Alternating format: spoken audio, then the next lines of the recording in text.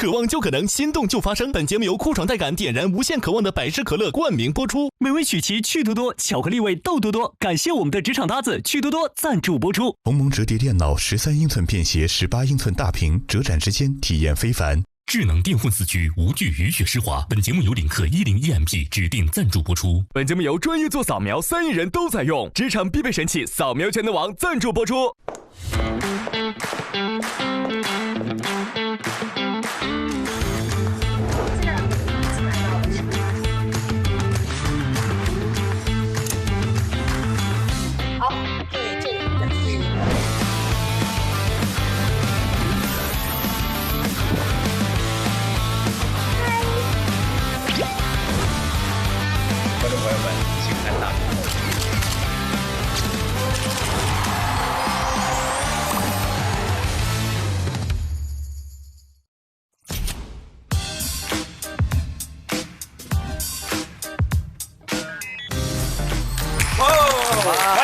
腾讯视频自制的国内首档职场观察类真人秀《令人心动的 offer》第7季，渴望就可能，心动就发生。本节目由酷爽带感点燃无限渴望的百事可乐冠名播出。美味曲奇趣多多，巧克力味豆多多。感谢我们的职场搭子趣多多赞助播出。智能电混4驱，无惧雨雪湿滑。本节目由领克101MP 指定赞助播出。哇！本节目由专业做扫描3亿人都在用，职场必备神器扫描全能王赞助播出。大家好，我是陈明，让我们欢迎加油团的成员，欢迎徐志胜 ，Hello， 欢迎王子琪 ，Hello， 欢迎贺峻霖 ，Hello， 欢迎杨超越，欢迎张全林，全林老师，上期节目很难，首个实战考核，2025世界人工智能大会的现场直播报道，采编播导啊，庞征、张诗文脱颖而出，两人分别获得15分。截止到目前为止，要着重提醒一下杨凌卫、王玉还有侯子泰30小伙伴。我还记得上一期节目最后一位0分正在安慰另一位，深情的安慰另一位0分，然后顺利把他逗笑。那今天呢，从这一期开始，其实我们上一期就已经聊到了，赛段到这里，天降神兵，踢馆实习生大概率是要出现的啊，踢馆不出所料，这一期就要来了，这一期就要来了。我想先问问峻霖，就因为你第5季参与过我们节目录制，踢馆实习生对于你来说，它意味着什么，或你对他留下怎样的印象，有吗？踢馆实习生吗？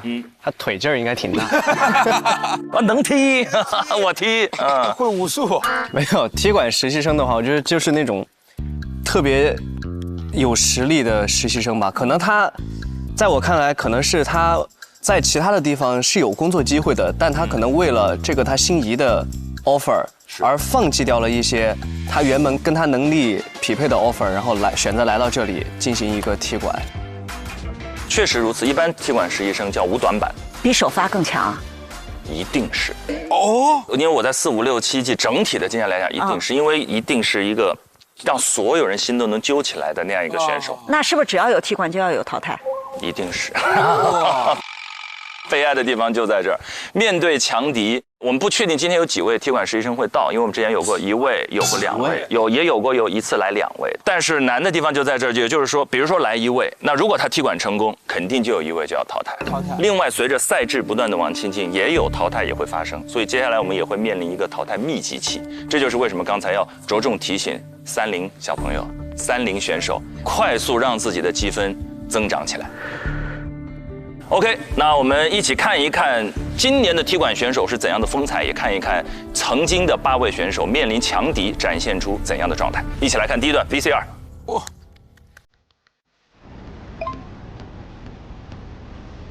新的一天了，身心俱疲的实习生们。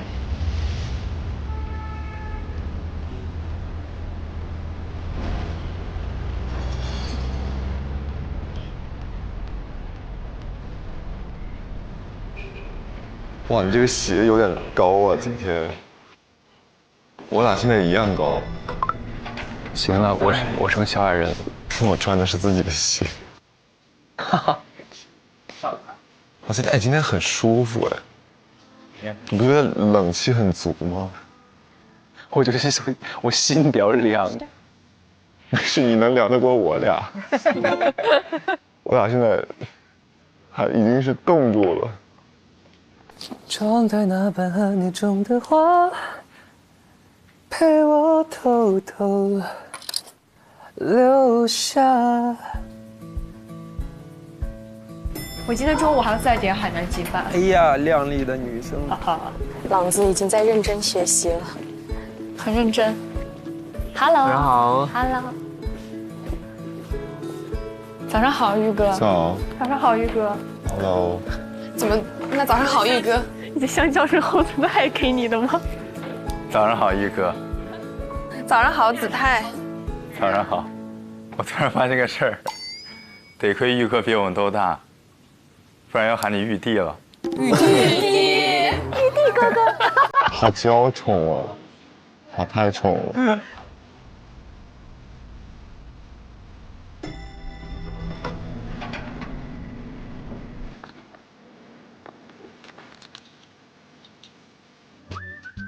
Hello， 老师好。早。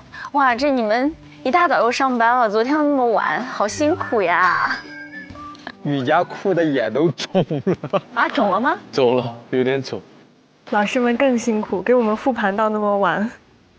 我们还可以啊，就压力大的是你们啊。我有时候会代入一想，哇，我在那个位置上，我得压力多大呀？哎呀，大教堂老师真好。早。早上好，老师。早上好，老师好。早。老师好。重整旗鼓了吗？嗯。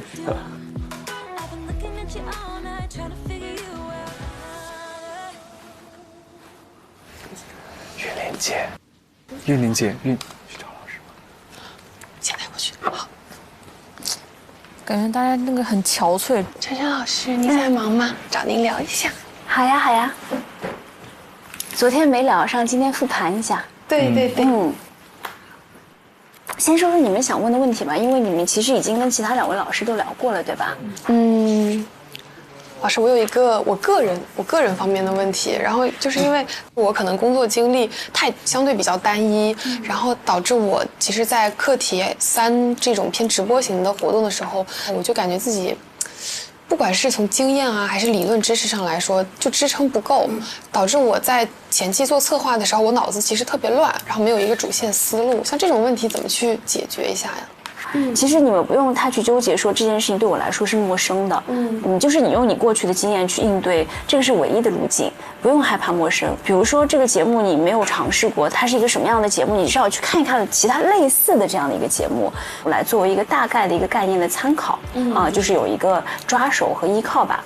我觉得你们2个表现非常好的，玉玲，其实我也想跟你说，就是因为你主持很多大晚会也好，然后主持很多的活动也好，采访也好。还是需要一些语言的储备的，就是我感觉你们碰到一个事情，你要形容词，你形容词就会很匮乏，你会觉得这个很可爱，除了可爱我想不到别的词了。就是主持人一定会需要一些标准答案，是放到什么场合都不会错的一些套话，对吧？然后你要准备一些有效的信息量，是放在兜里，你不一定有机会把它拿出来用，但是你兜里一定要装满的。语言的质量还是挺重要的。就是多写，我告诉你，多写，输出，谢谢晨晨老师。好的，我先拿走了这些书，然后到时候给您还过来。这就回去储备了。晨城图书馆。雨佳哭完一晚上，是不是解决问题了？我觉得我期待雨佳的爆发。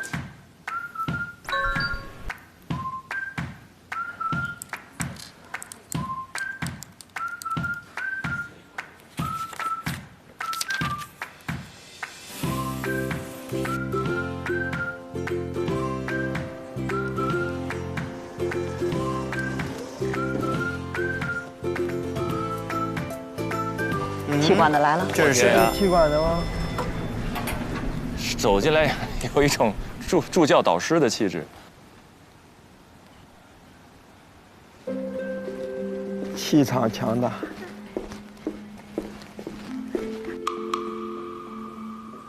孩子们知道吗？今天会有？肯定不知道，他们不知道啊。哎，小儿姐，冯玲姐，没，你看上来就叫冯玲姐，他们之前是，我认识。谁啊？我认识他。老熟人，啊，认识。哇，我有新同学，太好了！坐你公对对面，开心了是吧？我感觉很期待。Hello， 家里。好了，我们去那个会议室吧。你看他真的，他一来其实是跟这几位带教师姐无缝衔接，打成一片的。朗子也认识。朗子也认识。朗子也认识。朗子为什么会认识？就是我跟朗子和他，我们是一起认识的。你们是一个学校的吗？不是。是吗？他来踢过。啊？他来踢过。我感觉应该是。但是是谁呀？完全不认识。怎么办？还点了饭。还点了饭。我说刚刚雨佳那么认真在干啥呢？点餐呢。你们俩现在是认识是吗？对，认识。然后坐那边吧。好的。可以坐中间，中间那个。好。我可以坐这儿吗？对对，就坐这儿。好。那你要不先待一会儿？嗯。我们去喊。等一下，我们去喊老师过来，没问题，好不好？我把包放在地上吧，要不？好，放地上。好。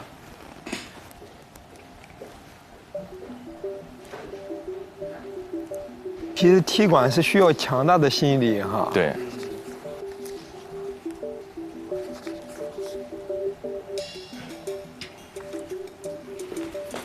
白哥有新同学来了。哦，好。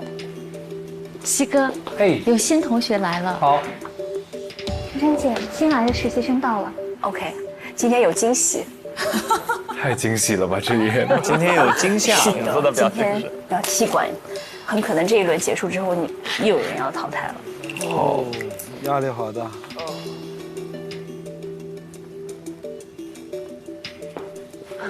你好，老师好。你好，你好，你好。老师好。我们还有一位老师，稍等一下啊。好的。3为1。哦。老师，我先把简历。好的。谢谢。谢谢。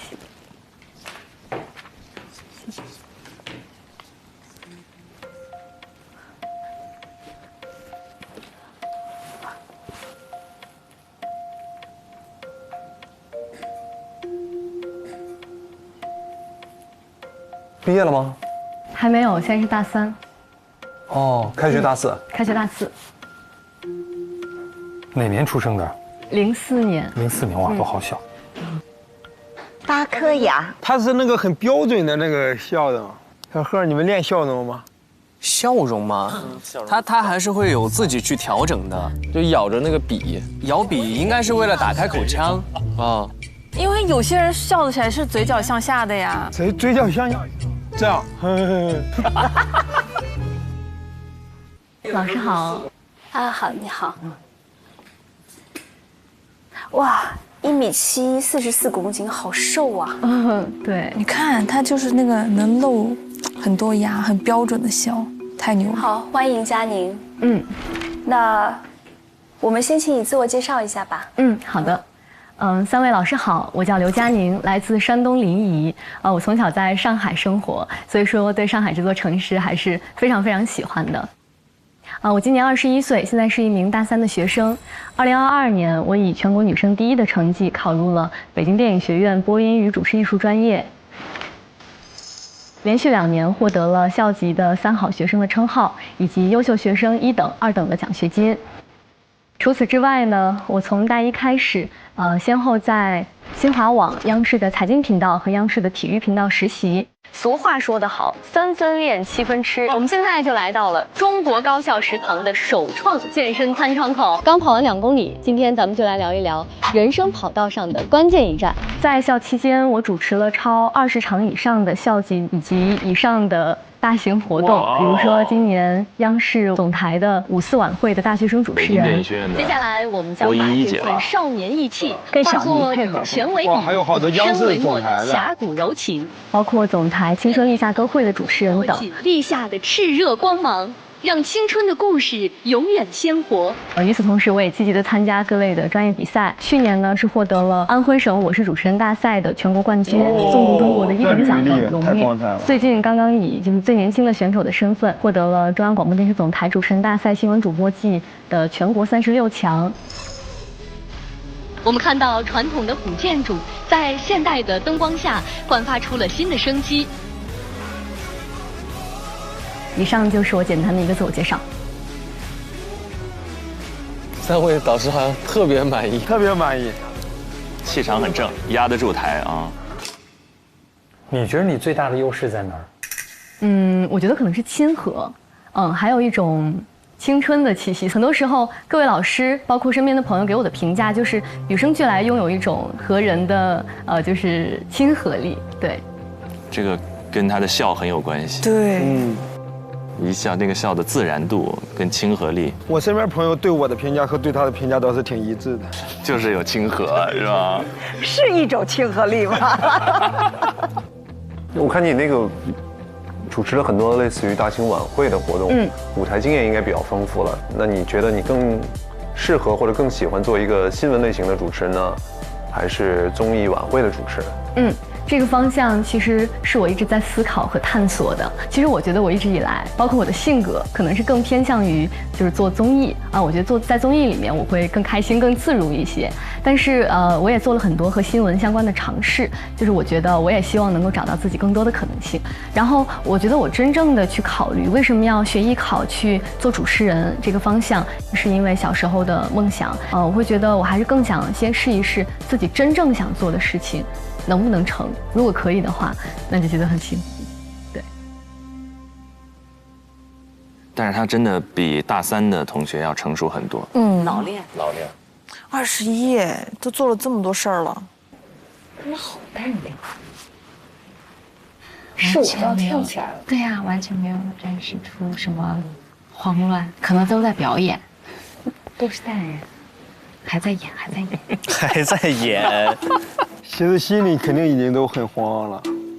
雨佳赶紧振作起来，雨佳，我觉得雨佳一定会爆发的，绝对必须爆发。林蔚也要爆发了，林蔚也要爆发。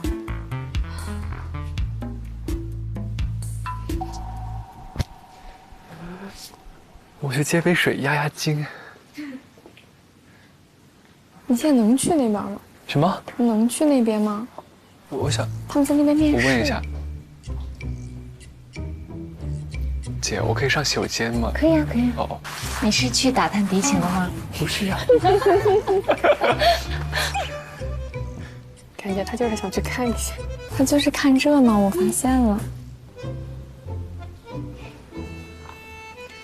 感觉是2秒预设。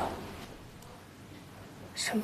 但他是按时，不知道规则，关键是每年规则好像都不一样。好的。 我觉得就这样吧。你们还有什么问题吗？没了。好，那你稍微准备一下，可能你在这里稍微等一下。对，我们稍后有第1轮考核。哦，好的。好，那您2位也可以等一下，直接他们就过来了。好的。就考核了。第1轮考核一般不这么称呼啊。第1轮考核是专门针对他的吗？应该不。因为大家已经到第4轮了，对不对？那个你们的规则踢馆是踢最后1名还是挑1名？有好几种不同的玩法，有的是直接参与到下一轮的竞争当中但有的是因为它的比分起点不一样嘛，后来会有一个平衡机制，看这一季怎么设计这种平衡机制，看怎么玩。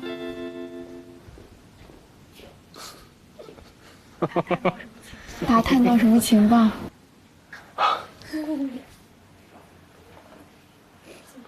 完蛋了！咋了？为啥？没事，就是想感慨一下而已。不是你这个氛围太浓了，我要离远一点。不要，我们开心一点好吗？搞得我也很紧张。我们别这么紧张，我们先看一下到底什么情况。你认识他？跟我们一届的。跟你们一届的。然后呢？但是很强。是很强。他叫什么名字啊？刘佳妮。哇，果然刘佳妮老朋友啊，已经开始搜了。新闻人信息拉满。哦，我搜到了，她是北电的全国播音第2，女生第1。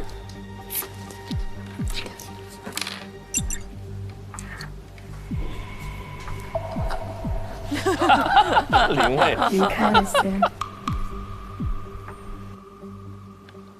薇薇，想来聊聊昨天的选题啥的吗？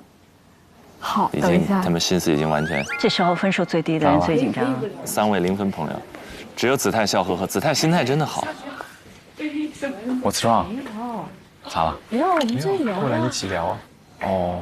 我们现在在等待。我怎么还在看刘嘉宁的故事？他刚刚告诉我，他叫过。是嘉宁确实非常厉害。谁呀？你也认识？当然认识，刘嘉宁。明星同学。啊。知道是谁是吗？是嘉宁吗？子泰真的。子泰他不是不在乎，他是没想到。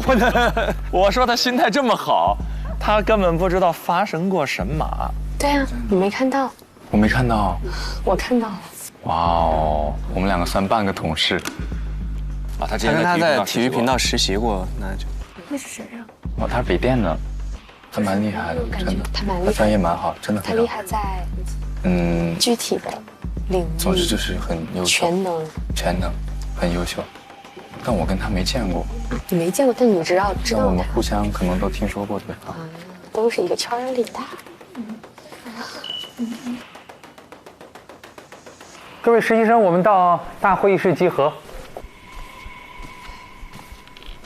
好了，要翻牌了。走吧。林蔚加油，雨佳崛起，玉哥，雄起玉哥。没事儿，我很坚强。我不坚强，我希望你安慰我，好吧？嗨，你好。Hello， 好久不见。好久不见。Hello， 好久不见。我们坐这边吧。Hello， 好巧，我真没想到。嗨，佳宁，我是侯子泰。知道。咱俩认识。嗨，姐。嗨 ，Hello。哇塞，都认识。我想到会有认识的，没想到会这么多。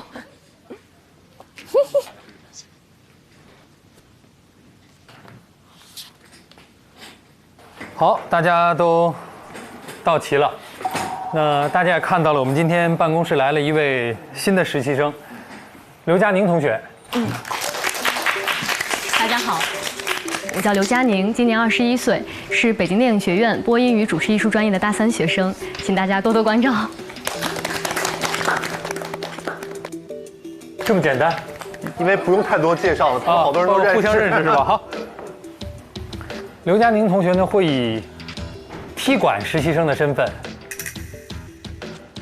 来参加我们今后的工作。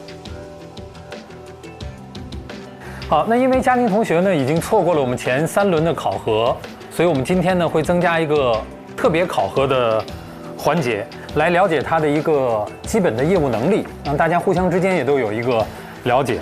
那具体怎么考核呢？我们首先来给大家看一张表格，这是目前我们各位实习生的积分的排行榜。哇，太甜了，直接。现在麻烦我们助教把我们8位同学的资料给到嘉宁同学，让他稍微了解一下。是让他选一个吗？我感觉是要选人了。选人？他是不是选一个挑战，然后复制那个人的分数？有可能，这样可以弥补之前的起点。复制那个人的分数，比如说他任意挑一个人，你现在有多少分？你有25分。如果我战胜了你，我就从25分拿你的25分。但不会把它减掉吧？应该是复制，应该是复制吧？就是拥有你的25分。不可能把上一个清零嘛？哎呀，那多不过瘾啊！5分钟的时间，看一下各位同学的资料，再看一下这个考核的积分的情况。好。 5分钟之后，你从8位同学当中找出1位进行挑战，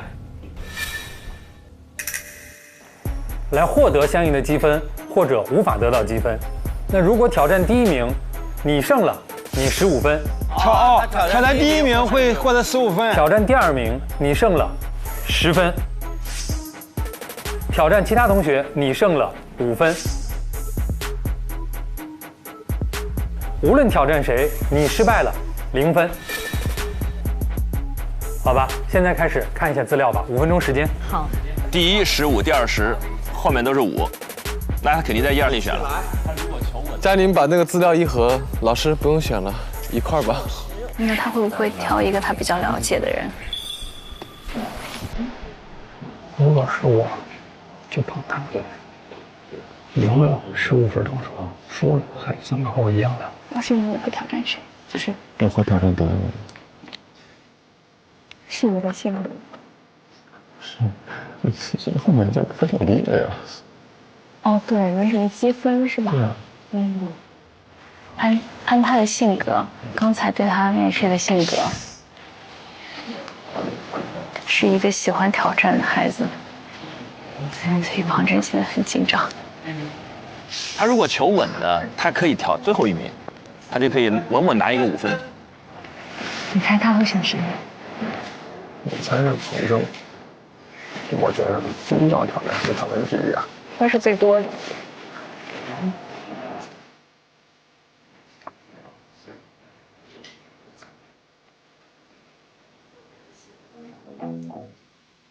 看完了吗？老师我看完了。好，那也看过考核积分了，也对各位同学从资料到面对面的都有了了解了。佳宁做个选择吧，挑战谁？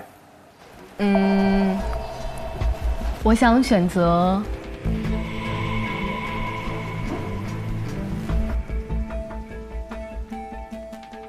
闭口音已经出来了，他现在要挑人了，会是谁呢？庞正。我想选择。太过分了，这怎么能停在这个节骨眼上呢？排第7。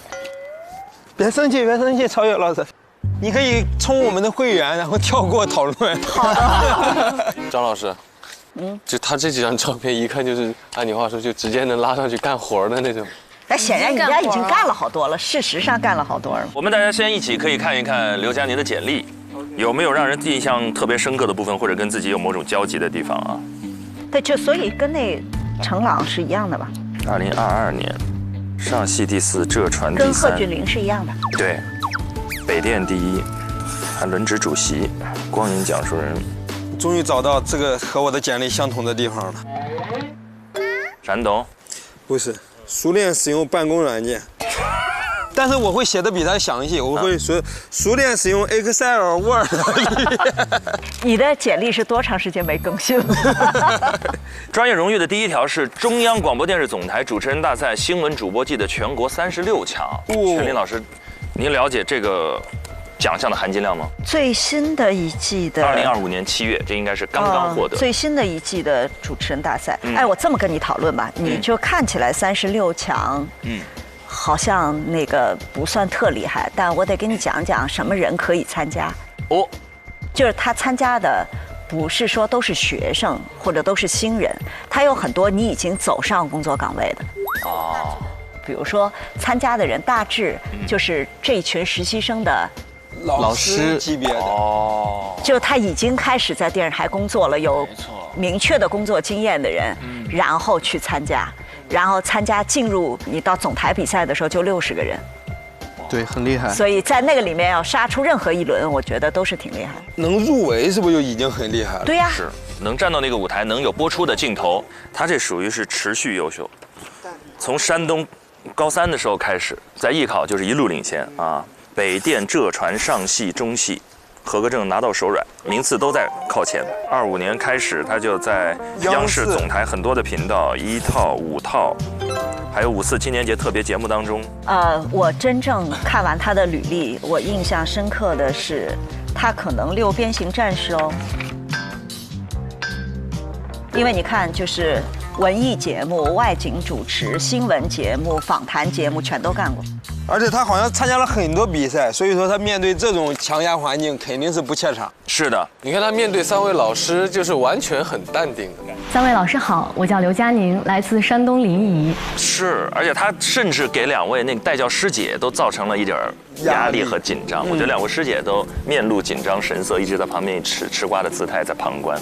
而且今年也是我们所有踢馆实习生当中的第一次专门为他增设了一个特别考核机制。之前其实踢馆实习生来的时候，确实会有一个事实上的不公，就是起点的不一样，大家已经考核了，所以那个基准分会更高一些。但今年我们刚才看到，增设了一个1v1单挑，他可以挑出一个人，然后展现自己的勇气和全面的实力。对，15、10或者5。3档，当然也可能挑战失败就0分了啊！各位会觉得他会挑谁？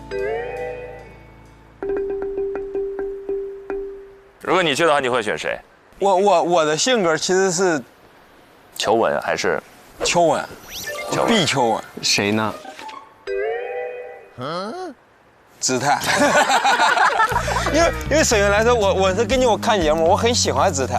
而且我觉得我俩的性格又有些相似之处，然后所以说我觉得我俩在一块儿，无论是比赛也好，还是玩也好，我跟他在一块儿会更轻松，没有压力。我特别害怕这种高压的比的环境。你选他，万一输了，是不是更丢脸？比第一名太难下台了。但是我要被庞征碾压，我也会觉得很丢人。贺，你觉得呢？哎，硬要 Q 我一下。我啊。如果是我去，我肯定庞征了呀！啊，我都踢馆来了，我肯定要挑最强，要挑最强的，现在分最多的，我就要告诉你们，我来踢馆的，那我肯定就要比你们所有人，就是你们积分最高的人更强。哇，我觉得像这种，我们从昨天的情况来说哈，就是还是会有一些运气的成分在里面。比赛嘛，比什么很重要。而且我觉得他一定是会在，因为他们面临的是一个全环境的一个竞争，就会有各种各样的一个节目形式，一定会有他的短板。确实。就是我们也看到了，大家其实来之前都很优秀，履历都很光鲜，但是来这里之后就会有一个适应和不适应的一个过程，有擅长和不擅长的。这一轮比什么也很重要，其实它的亮相战，看是哪个赛道。我们一起来看一下第2段 VCR。来了，好了，所以看看是庞征还是诗文。我感觉他来的目的就是给第1名、第2名施压的。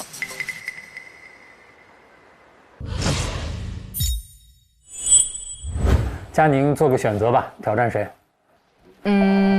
那我就选第1吧。我想选择。看那个嘴型像庞征。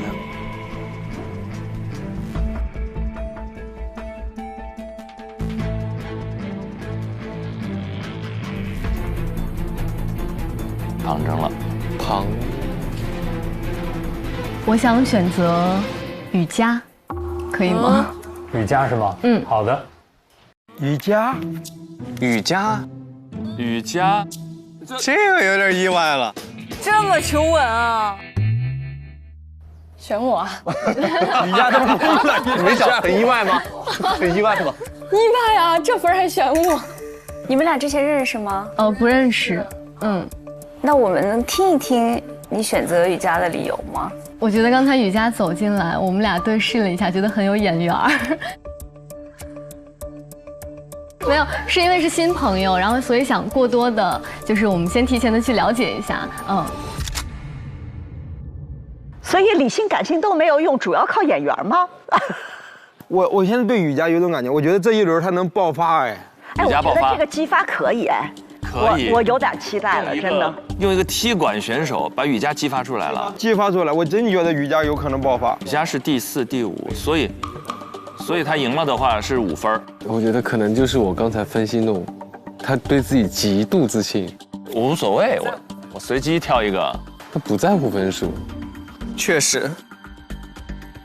他只要成功一次，把他之前那种自信拿回来，他就猛了，我觉得。你可以这么想，你不会有任何损失。经过这轮挑战之后，但是挑战之后失败不是会出局吗？不是，没有这种说法。这轮是单，我们没有这个规则。这个只是让他是带着积分进来，还是0分进来的区别，对你没有任何影响。同时，你经历了1次考核，得到1次锻炼。对。好，考核的内容我来跟大家说一下。我们有4个内容来进行播报。第1个是新闻资讯稿件，第2个是娱乐资讯稿件，第3个是晚会主持词。这3份稿件，2位同学拿到的是一样的，是进入提字器的，第4个稿件是需要自己去进行撰写的。我们会给大家一个主题，撰写自己的稿件，形成3分钟的文案，最后进行呈现。主题是张桂梅老师。那我们有45分钟的准备时间。好吧，我们现在开始，2位准备，其他同学回到工位上。佳宁到小会议室去准备。好的。雨佳在这里准备。好，加油加油加油！加油！好，加油啊！雨佳。很突然，很突然。雨佳非常好，你需要这些挑战。他新闻能力很好，真的。你别说，我说的对，你需要这些挑战。晨晨老师演我，真的，我现在就期待雨佳有一次爆发。他挑了一个就是在分布高的里面最有实力的一个。但我觉得有没有可能他对于这个雨佳之前在学校的成绩也是有一些耳闻，有了解吗？应该。但他刚才说他挑的原因是他不认识。是不是很多熟悉朋友他人不认识，但可能听过这名字？不是把8个人的资料都给他了吗？有，所以成绩第1名在资料里。他也看得见，他就是想找中传的第1名，过招。你要想吃的话，你把那个信息发给我。没事，考核完再吃。加油，雨佳加油！你这是什么表情？你的舒适区没问题。真的假的？你可别说这话。加油，加油，靠你了！加油！这个空间就是你的。别人不许进来。好，我来关。这么霸道，谢谢老师。老师，不好意思，那个我想问一下，前3份稿件是我们什么时候会拿到？马上会给你。马上给你。在那。OK。你知道我很怕他是选我，你知道吗？我以为他会选我。对。他的能力太未知了。但他给人一种很强的幸福力，就你看他这个人，就觉得他能力很强。哇，他才大3。雨佳，找回当时的状态来。Hello， 加油！好，我会努力。都努力。来，雨佳，给加油！谢谢姐，好的，好好备战啊。OK。没稿件。谢谢老师。没事，叫我师姐就行了。我也是学播音的。对，需要什么帮助你跟我说。好的，谢谢。纸笔打印什么的。好。 45分钟，就是拼了。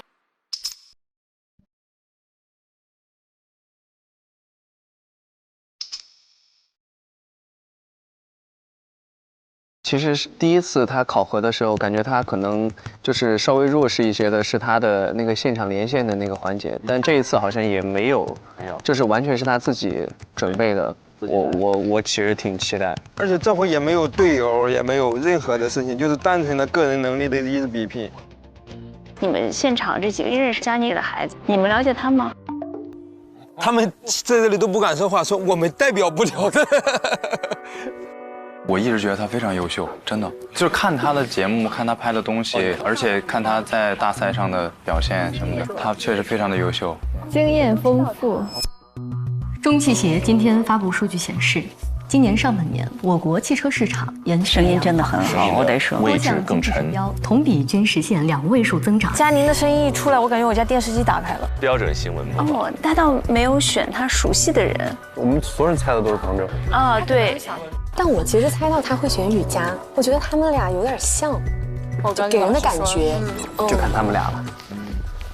按照雨佳的性格，应该会很兴奋吧？因为对于他来说，这次挑战没有任何分可输，这不是又是一次展现的机会？我觉得雨佳是战斗力，对，雨佳是很有斗志的人。就看他能不能稳了，就怕他一急。那是我们的看法嘛，对吧？那雨佳自己应该是充满斗志，应该很想要去挑战一下，想要赢。香港电影在进入21世纪之后，面临本市市场低谷运行的窘境。吴彦祖、谢霆锋。感觉不对，状态调过来，稍微有一点点哑。好的，接下来我们来看一条娱乐资讯。第43届香港金像，有点快。第43届香港电影金像奖颁奖典礼上，香港电影在进入21世纪后，面临本地市场低谷运行的窘境。新人演员凭借新片，你看声音的位置更沉。新人演员凭借新片树立票房号召力的机制摇摇欲坠。今晚在这个中秋奇遇夜，我们和上海的赏月新地标相遇，同样我们也在和自己心中的思念相见。好听，俩人的和声。香港电影在进入21世纪之后，面临本地市场和那些如诗如画的瞬间相遇，和那些如梦似幻。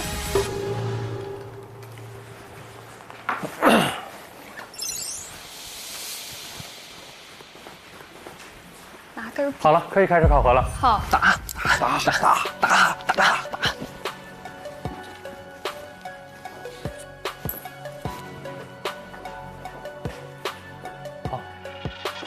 助教带他们到楼上吧。哦，好。起来，fight！ 打！走吧，走。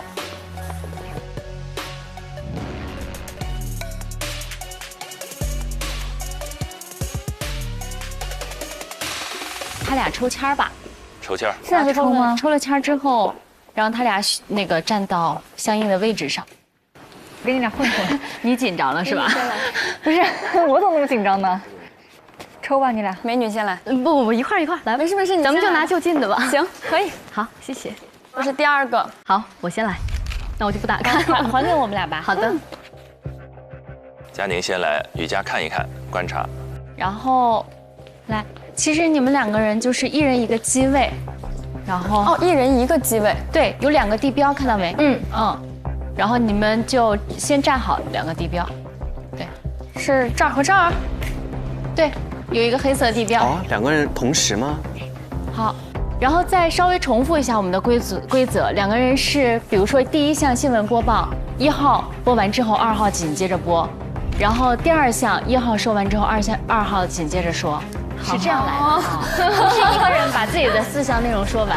好的，哦，明白了。好。然后提词器可能还是需要你们自己操作的。哦。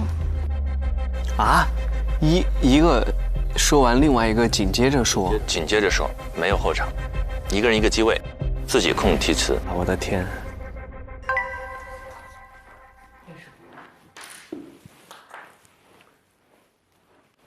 其实我觉得能参加主持人大赛，央视主持人大赛还挺有勇气的。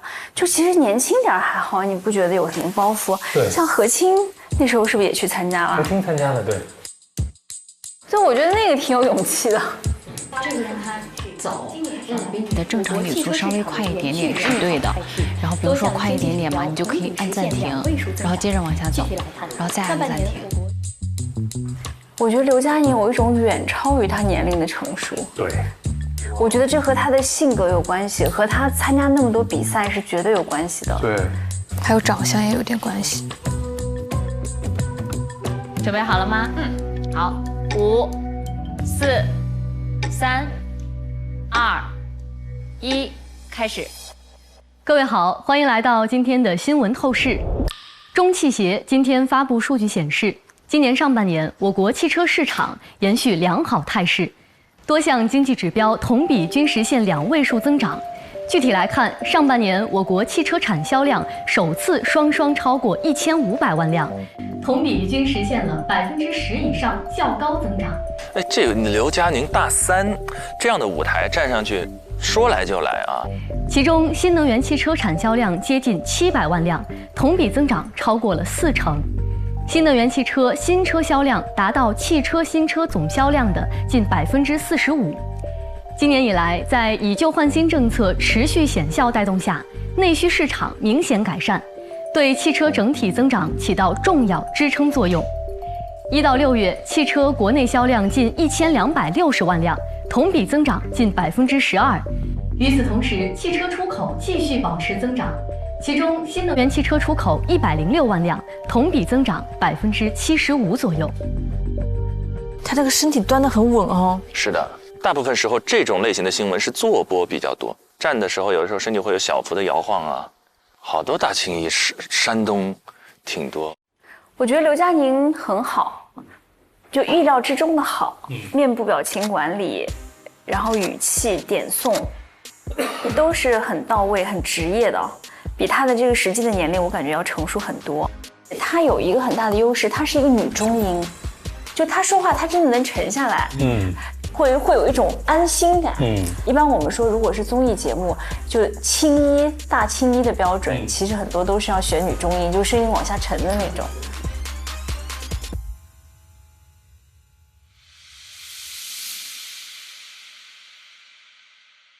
来了，哇！观众朋友您好，首先我们来看一条新闻资讯。中汽协今天发布数据显示，今年上半年我国汽车市场延续良好态势，多项经济指标同比实现2位数增长。两种风格，挺好的，挺好的，他的风格保持了，更青春，更积极。具体来看，上半年我国汽车产销量首次双双超过1500万辆，同比均实现了10%以上的较高增长。其中，新能源汽车产销量接近700万辆，同比增长超过了40%。新能源汽车新车销量达到汽车新车总销量的近45%。其实李雨佳播报是很强的，对她的状态好，明显状态是起来了。我觉得更喜欢雨佳的。今年以来，在以旧换新政策的持续显效带动下，内需市场明显改善，对汽车整体的增长起到了重要支撑作用。1到6月，汽车国内销量近1260万辆，同比增长近12%。与此同时，汽车出口持续保持增长，其中新能源汽车出口106万辆，同比增长75%左右。我觉得这一次李雨佳的表现是比她前几位课题都要好很多的，就是他们风格把握得很准确。他对稿子是理解的，所以才能把重音打得对。但他其实，在第一个课题当中的播报，我觉得播报分他也是最好的。对，是的，播报对也是可以的，也是最好的。我觉得他是最好的。最好的。哎，好清晰，怎么了？我好紧张，我前面都没那么紧张过。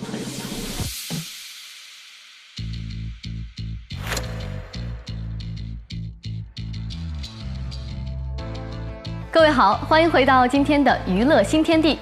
第43届香港电影金像奖颁奖典礼上，《九龙城寨之围城》勇夺最佳影片、最佳导演、最佳动作设计等9项大奖，风头无两。风格要变，风格要变。第43届香港电影金像奖颁奖典礼上，《九龙城寨之围城》勇夺最佳影片、最佳导演、最佳动作设计等9项大奖，可以说是风头无两。香港电影在进入21世纪之后，面临本地市场低谷运行的窘境。新人演员凭借新片树立票房号召力的机制摇摇欲坠，由此形成前辈明星持续独当一面的固化模式。时至今日，吴彦祖、谢霆锋等曾经的新人类，现已人到中年。他们主演的电影尚且不多，00后新一代的新人演员更难有机会独挑大梁。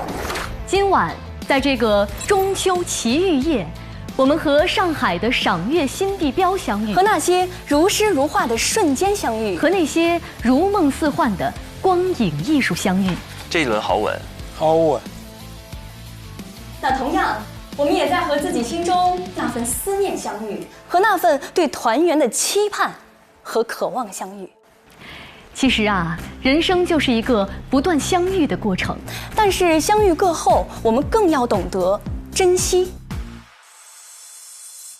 今晚的这轮中秋圆月将珍藏在每个人的心中，而这份幸福感也将永伴你我。我们同样心怀渴望，歌唱同样的祝愿：愿山河长久，国泰民安，愿幸福安宁，皆得所愿。很有晚会的结束感，大晚会的结束感。其实总体来看，他们这2轮的稿件处理是各有千秋的，就看他们最后一轮人物讲述的发挥了。旗鼓相当啊！这是针锋相对，风格不一样。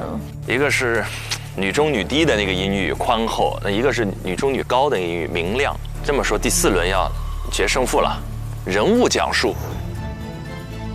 人物讲述要带一点体验感，要带观点了。所以这是他自己写的，自己写的。朋友们，欢迎回来。他不是干部，但省委书记来了都要给他让座。他无儿无女，但孩子们见了都要喊他一声妈妈。他是谁？他获得了2021年感动中国人物7·1勋章。为什么他能获得如此的荣誉和荣光呢？接下来我们就来走进她的故事。她是一名普通的乡村女教师，她就是来自云南华坪女高的校长张桂梅。或许是自己淋过雨，所以也想为别人撑一把伞。她和丈夫在大理的一所中学开始了教书。然而好景不长，丈夫因病去世。在丈夫去世的1年之后，她又被查出了患有子宫肌瘤。手术结束后，张桂梅躺在病床上辗转反侧。她想到这些天老乡们对她的照顾，她告诉自己，只要自己还有一口气，就要站在讲台上。2008年，华坪女高成立，这是全国唯一的一所免费高中，专门为了贫困家庭里的女孩们来上学。13年来，2000多名女孩走进了学校，也走出了大山。正如华坪女高的誓词所言：“我生来就是高山，而非溪流。我欲与群峰之巅，俯视平庸的沟壑。”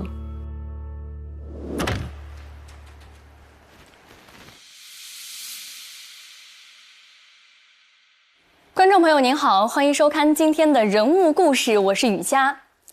首先，我想要给大家分享几个数字。另一种风格了。63岁，20多种疾病，40余年，1804张录取通知书。这个更抓人。这开场好。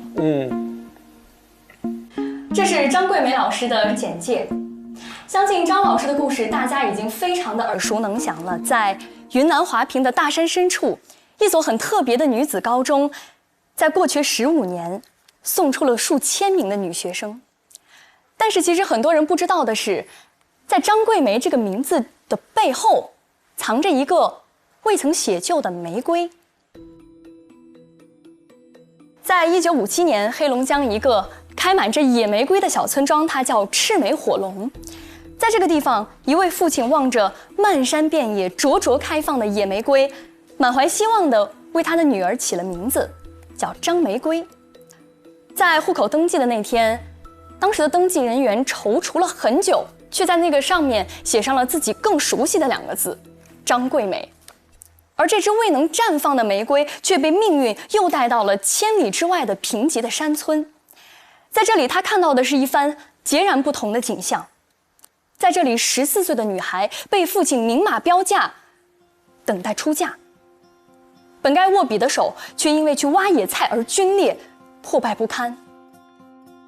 为了追回辍学的女孩，她翻山越岭，摔入泥沟，她的食指到现在还缠着胶布。为了让女孩们有书读，她四处奔走，饱尝白眼。玫瑰的灿烂陷入了泥土的最深处。它是真实的人物故事，立得很有血有肉。对，你说的特别对，就他是一个讲述者。去年冬天，有几个毕业的学生回来看他，他们簇拥着张老师走过操场，有的人创业了，有的人成家了，也有人选择回到山村成为一名教师。那一束束倔强的野玫瑰，在冻土里又抽出了新的嫩芽。这些看似在风中摇曳的小花，让我们明白，那只当年户口簿上没能写就的玫瑰，并没有消失。它以另外一种方式，在这片贫瘠的土地上，在2000多个被点亮的生命里，给我们共同营造了一场最美好的春天。感谢您收看今天的人物故事，我是雨佳，下期再见。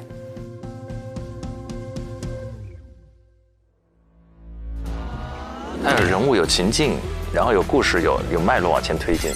这段词儿的质量远远好过这段词儿啊！是的，实力，雨佳，看功底。佳宁在形式上已经无可挑剔，但是雨佳在内容上更胜一筹。谢谢老师，谢谢。好，不错不错不错，你们俩可以吃点东西了，休息一下。好的，谢谢。走，走。师姐，你吃饭了吗？我们吃了，给你们带了。你知道我2个小时前点好了海南鸡饭，结果到现在都还没吃上。对不起，玉姐。没事没事，不是怪你的意思啊，就是咱们就是说非常惊喜，一次特别的体验。这块他没人对吧？没人。哇哦，谢谢。有凳子吗？多余的。哇哦，欢迎新同学。哎，都是熟人耶。嗨姐，我们也是去年暑假见的吧？去年？哎，前年。是去年。你俩是什么机会？新华社的那个活动，对。哦。哎，所以说你跟大家其实都是认识的。我好像认识4个，我认识一半。就是还有程朗，因为这个圈子就是蛮小。是吧？我程朗。谢谢程朗，谢谢。好，你们忙吧。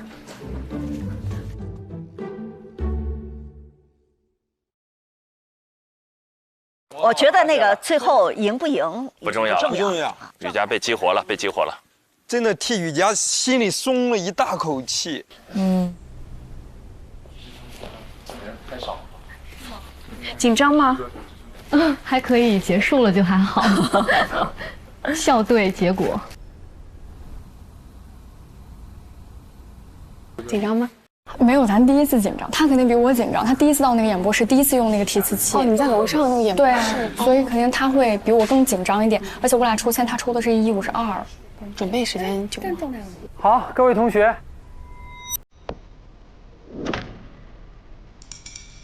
还有代教老师、助教，我们一起到大会议室。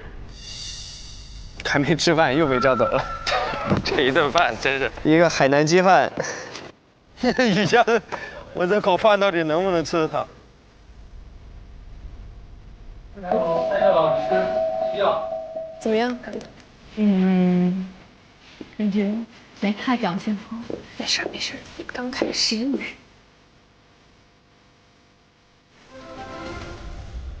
好，大家都到齐了。那刚刚佳宁和雨佳进行了考核，我们3位老师经过了非常认真的评议，有了一个最终的结果。雨佳胜出。佳宁和雨佳这轮特别考核胜出的是雨佳。雨佳该要一个大大的微笑了。雨佳。Yes！ Yeah！ 笑出来吧，雨佳。谢谢老师。守擂成功。守擂成功。我觉得这一次李雨佳的表现是比他前几个课题都要好很多的，就是他每一个播报不同的节目风格把握得很准确。我觉得他交流感和目标感更强一些。我觉得他眼睛里他有对象，我在看着一个人说话，我在看着一些观众在说话。不错。那也就意味着接下来佳宁是带0分，进入我们接下来的实习。哎，所以就不用淘汰了，对吗？不是不用淘汰，只是佳宁以0分来进入到我们下一轮整体的。那就是说后3名还是会有可能。现在变成4个0分了。然后经过接下来这一轮的课题发布，再来看。没分啊，老师。你没有分。我以为我有分。雨佳还想要2分。你只是作为守卫者，对，守擂成功，守擂，好的，辛苦了姐。哇，他真的挑了这所有里面新闻播报这4轮最强的，我觉得是，这是不是？是他挑了最强的一个，我的妈！那佳宁其实这样的话，他就同一起点，大家对他的期待，所有的东西要求标准都会放在了同一起跑线，我觉得也是一个好的事情。没错，没错。那下面我们就发布课题4。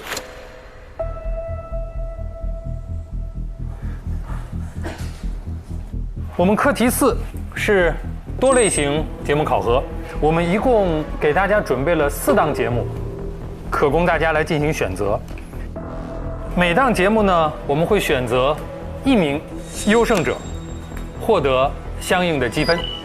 每档节目选1名。那4档栏目考核积分不同，每组能够容纳的实习生的数量也不同。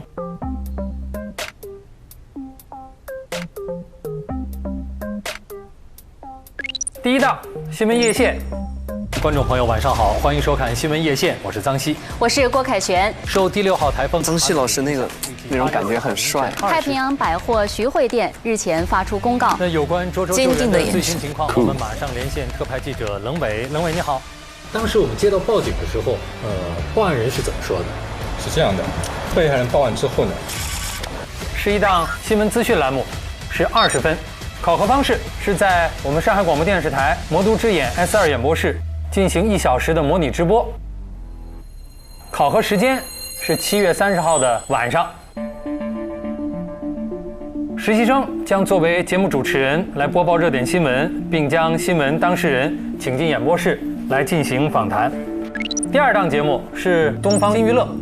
大家好，我是温馨的依依，我是暖心的冯玲，这里是东方新娱乐。这个适合那个小黄鸭组合。有矿，确实。昨天明明是小黄人，今天是小黄鸭组合。娱乐新闻资讯栏目是20分，考核的方式是棚内录制，考核时间7月31号上午。实习生作为节目主持人，合作制作并主持一期东方新娱乐，需要进行娱乐资讯的播报，并针对嘉宾来设计互动的内容。第3档是多人圆桌对话节目，遇见他们是25分。你这个阶段整体感受是什么？感受就是家里那个承重墙倒了，我来就撑起一片天了。这个节目很多人关注，压力挺大的。感觉庞征对这种节目就很有特点了，粮食要顶的。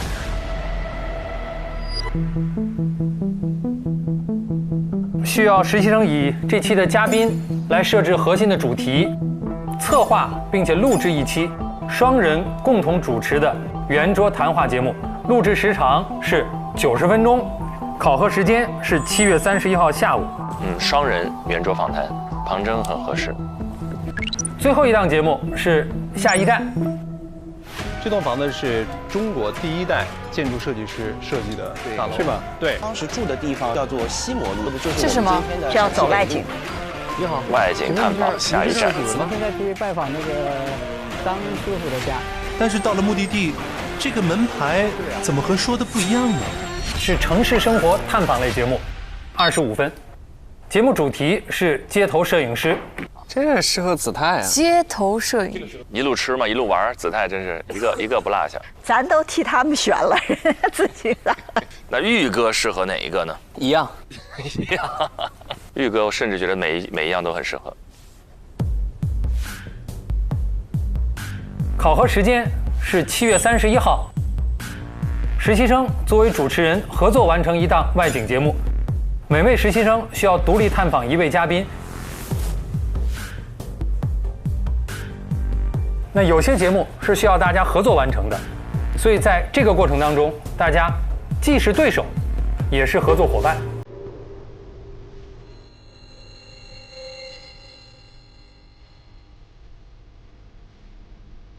最终每组只有1个人胜出，哇，拿到积分。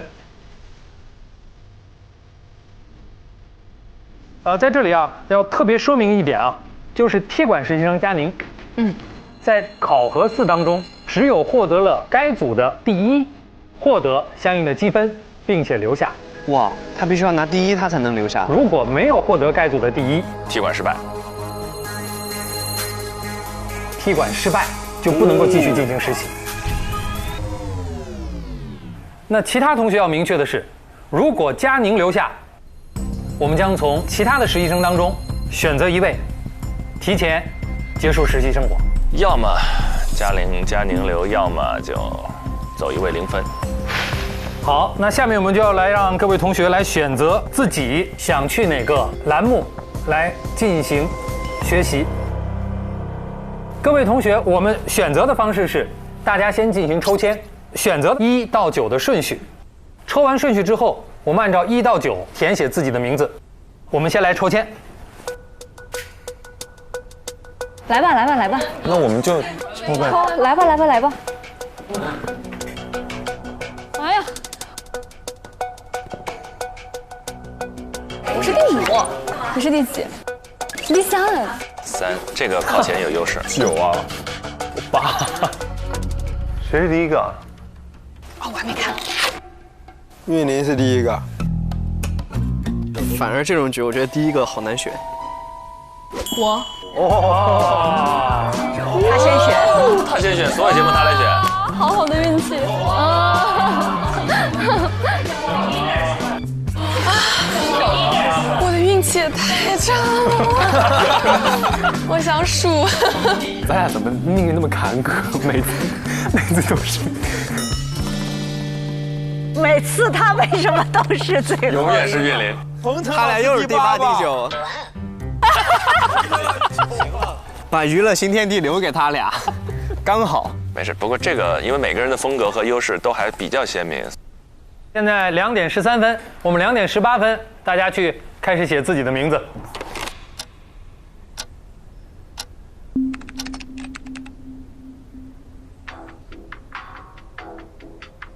老师，我想问，就是以上3个节目，它其实给我们的节目时间只有这么长，还是我们是看最后的成片，还是？你比如说东方新娱乐，你要去录制的过程当中，导师就在看你，对，然后根据你整个过程的表现，给到你一个最终的结果。对你们来说就是直播。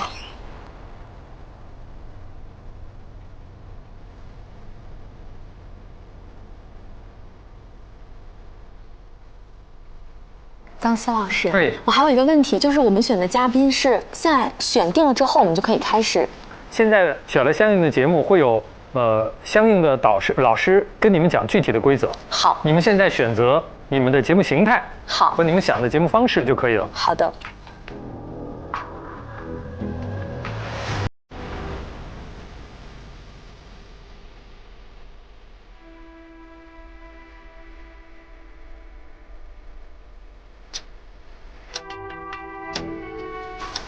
好，那我们开始选择吧。这样，每个人自己上来直接写自己的名字。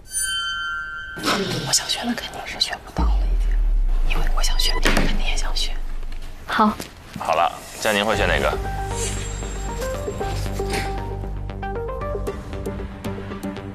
新闻夜线很有可能。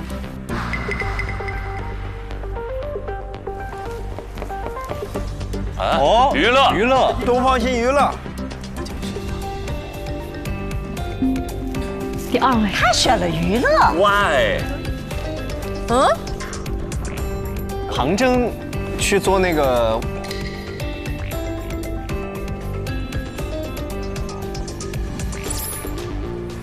杭州去外景啊？哦，杭州是外景，去外景了。我觉得诗文应该是那个新闻吧。杭州去外景啊？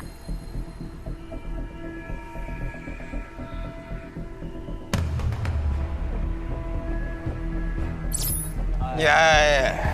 诗文新闻夜线。他那个样子像。王玉会选啥？王玉要访谈吗？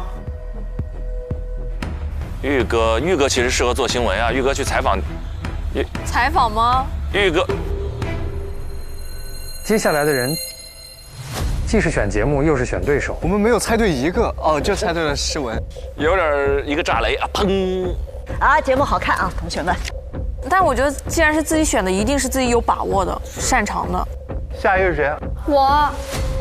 我思考一下啊。哎呀，我赌他也是新闻夜线。我新闻夜线。娱乐。新闻。再 PK 一轮。我也觉得娱乐吧。不要纠结了。雨佳绝对娱乐。来吧，雨佳。选一个分多的。又一次。哇！又一次，他跟佳宁又碰上了。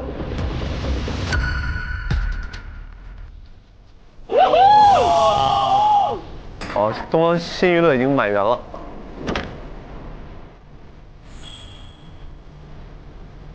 没有在这儿我拿到分，还要在我这儿离开这里。就你来选我，我就要把你送走吗？是。他俩谁赢了？他赢了，那个佳宁就走嘛。对，是的。哦，该我了。是我把你想选的选了。子泰。采访吗？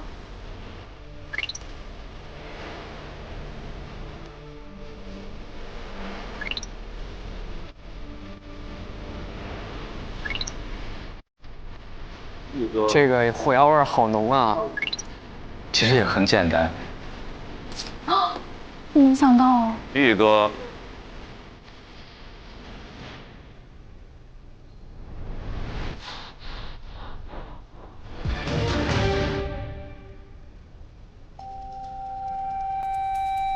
两位男生，子泰，你选下一站呢？子泰，我们在猜测这条路上得了0分。0分，0分。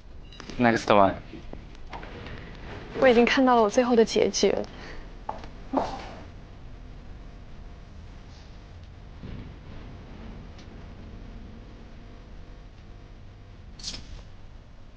林卫去，程朗去播报，程朗，程朗不会，程朗和韵玲当中有一个人要去播报了，朗子肯定下一站呀，朗子。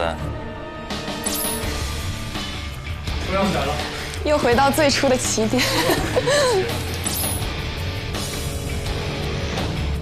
韵玲是诗文，也不错。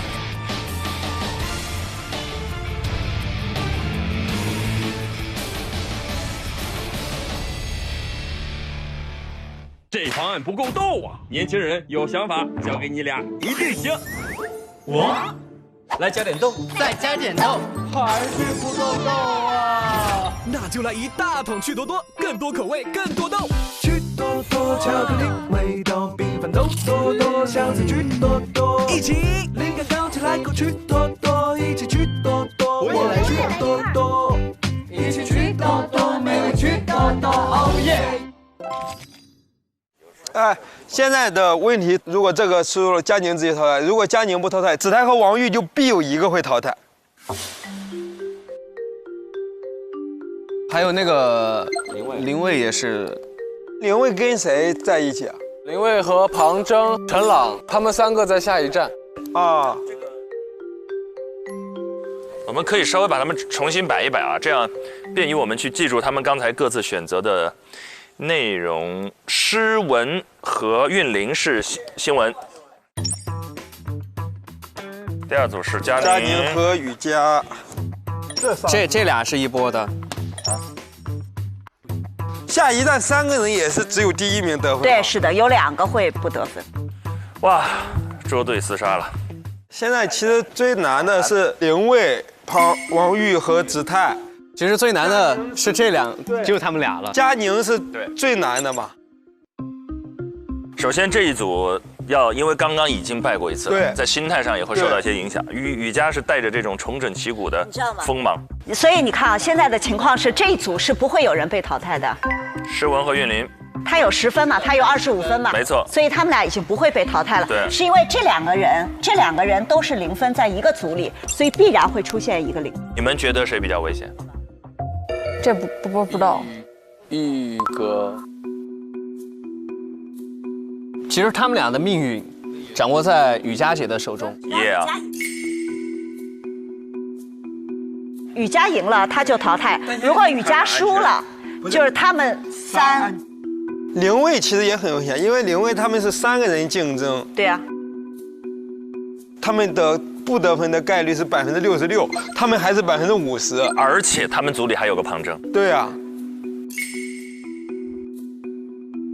但是下一站，因为他要每一个人去探访一个嘉宾嘛，其实就看这个现场和嘉宾的配合度了。这个感觉啊，我觉得他们仨其实都有各自有在现场去跟嘉宾探访的这样的一些优势，是。所以我觉得这一组其实你还很难说庞征有断层领先的机会。对，而且在直播中他跟人沟通的这种高情商、春风化雨和丰富经验，所以以反正第一组现在是不会有人淘汰的，按照目前的赛制。是第二组真的握在雨佳手中，雨佳全力一击，捍卫自己的小伙伴们。佳宁就住了2晚上回去了。不能吧？不能吧？哦，有学长在这里啊！不能吧？你聊聊你的看法，子琪。不能吧？你对你的这位学妹感觉如何？佳宁整体感觉还是非常有实力的，在这一次的众多选手中。是的，我觉得如果说只是比了2轮就打道回府了，会有些可惜。太可惜了，太可惜了。佳宁各方面也感觉非常全面，但我也不理解他声音这么适合新闻，为什么选了一个娱乐播报？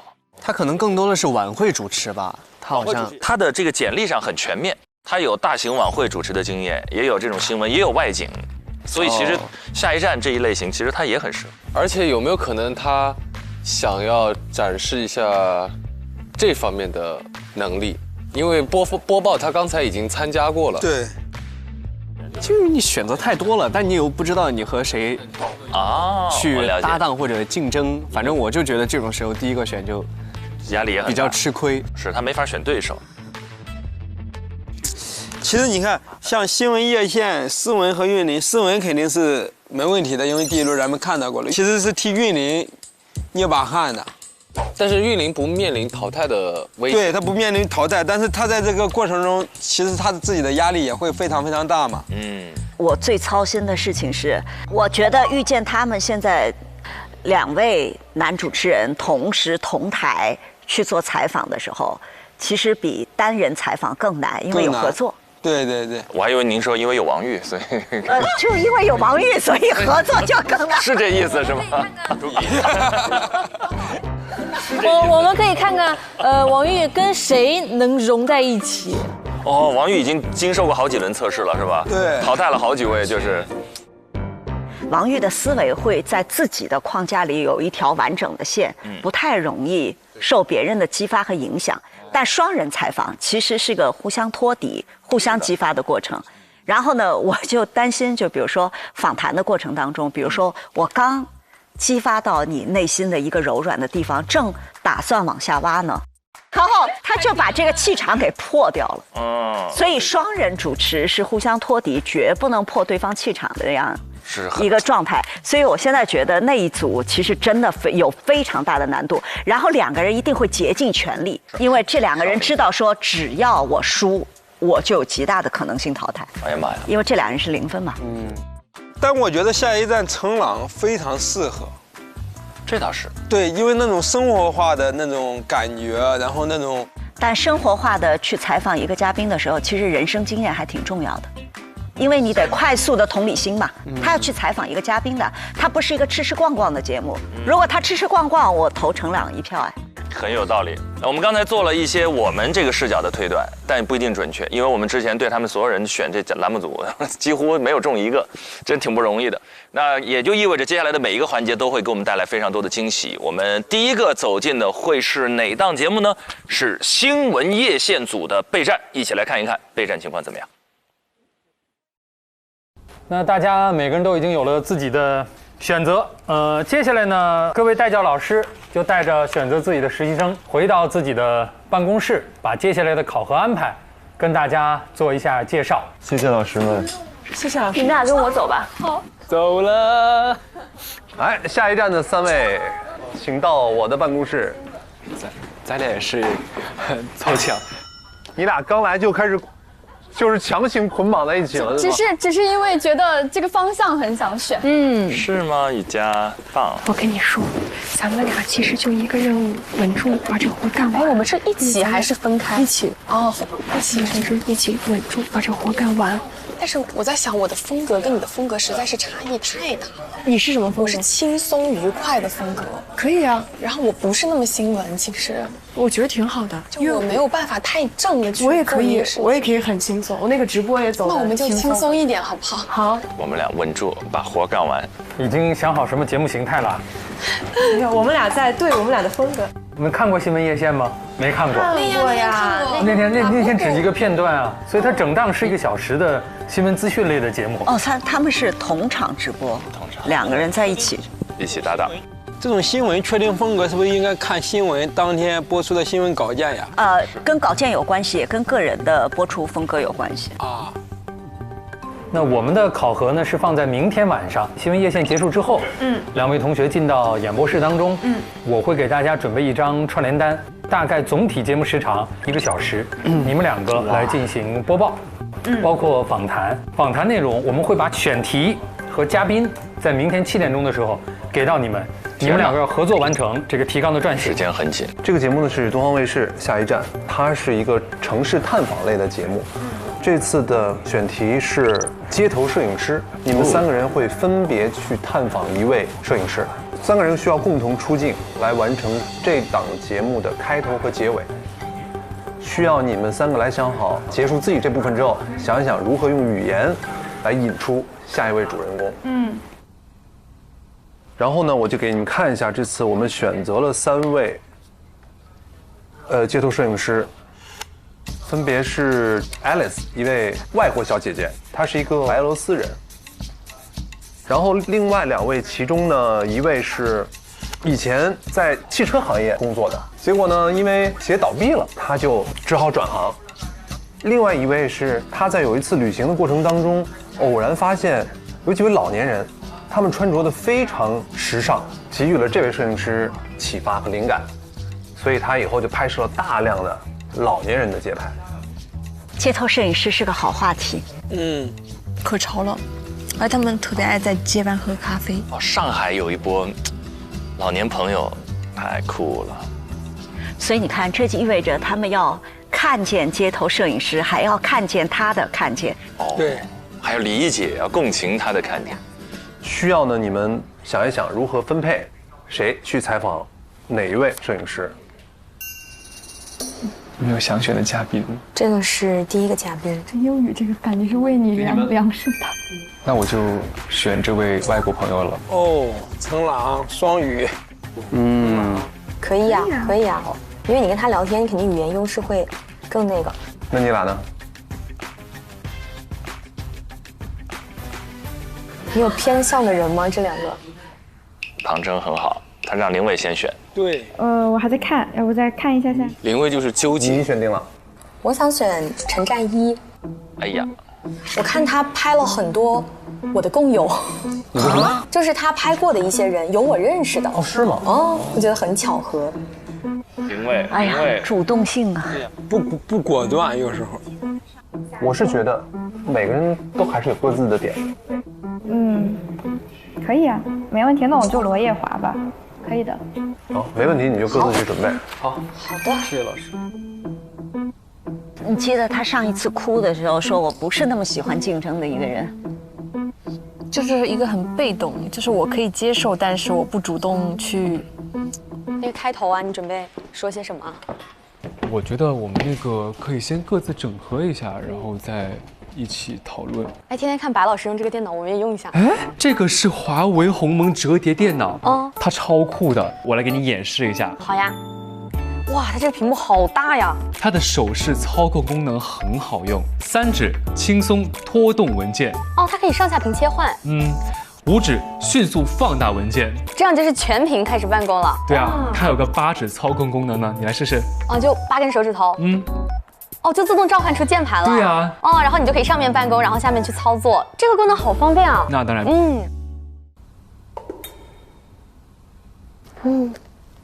老师，我知道你肯定从内心是不想选这档节目的，因为你抽签的顺序没有办法了。老师，你是不是觉得我那个新闻播得不好？没问题，陕西播音很好的。学过播音主持的，我们先说一点这个基本功的事儿。调门不觉得有点高吗？就是声音应该再低一点，就是你没有气息的支撑，会显得声音单薄。那应该怎么去做这个气息支撑？你们上课也不讲是吗？你们学校的授课风格不讲这方面的，我知道。就是可能就是不太多，新闻不太多。对，所以就是从单纯播的角度来讲，你不占优势。对，气息的支撑。这确实是中传的传统优势。不是说新闻播的不好，因为你可能更适合哪一个。没关系，我可以把尽力做好。对啊，就好了呀。而且直播挺刺激的，喜欢直播。我想弥补一下遗憾。什么遗憾？我2次直播都挺遗憾的。凡尔赛，你都拿第1了。但是确实我自己体感都不太好。我想哭，诗文，我真的好想哭啊！我真的想哭。你不用想哭，这是你非常擅长的一个领域。所以下一轮考核是一定会淘汰掉的。一定会淘汰掉。如果前提佳宁是第1，那么从原来的8个里走1个；如果佳宁不是第1，佳宁直接走。对佳宁的考验太大了，确实。而且他俩选一个组里，我跟凯旋一对是哇，俩人冤家路窄又撞一起去了。这明显是雨佳要去选的，雨佳是后选的吧？佳宁是第1个上的，战斗力上来了，雨佳被激发了，又一次。我觉得雨佳是觉得，既然这一轮我能卡过你，我下一轮也能够卡过你，那很明显我就把你彻底赶出去。